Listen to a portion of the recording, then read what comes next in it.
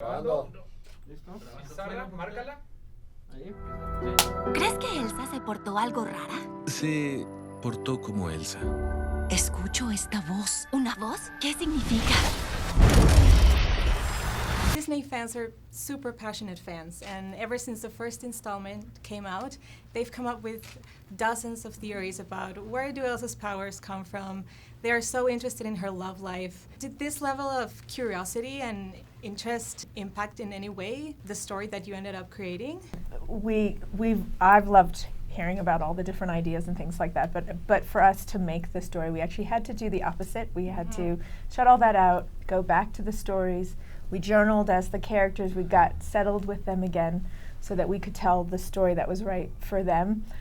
So that was important, but it means the world to us that people care enough to sort of take them in different directions and ask those questions. Autumn plays a big part in this film, and visually it looks very striking against the snowy backdrops, but what does it mean for the story?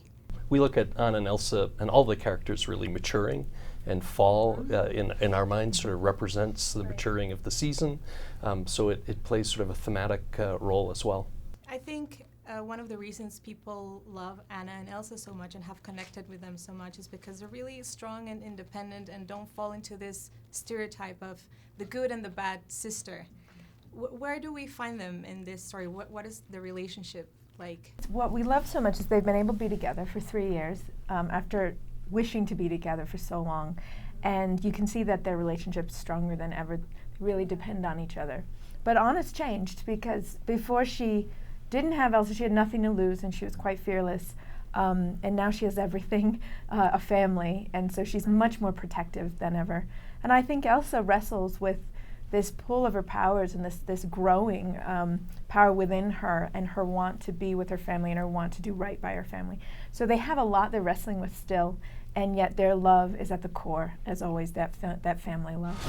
Yo voy contigo. Ana, no. Disculpa, escalé las montañas del norte, sobreviví a un corazón congelado y te salvé de mi exnovio, así que lo dije, te acompaño. I think this film looks of more epic and magical proportions than the first one.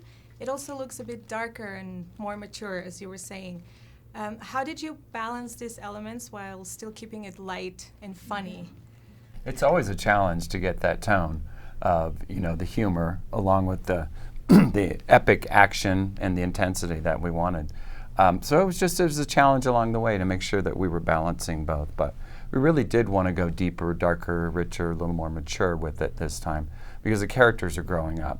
So it just all of that matched our characters' sort of inner journeys. How much fun did you have this time writing for Olaf?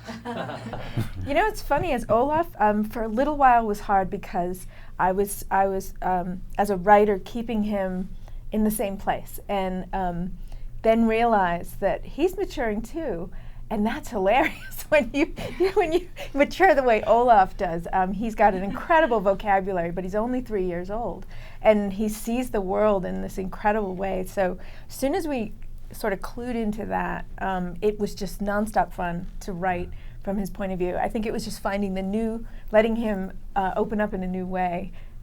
So in the end, Olaf just rose to a really delightful place for me. And now he can read. Now he can read. Which means, and now he's a trivia buff. That's right. So he knows a little too much trivia. So a lot of jokes. Yeah. Una duda. ¿Esto de ponernos en peligro letal se volverá una costumbre? ¡Ah!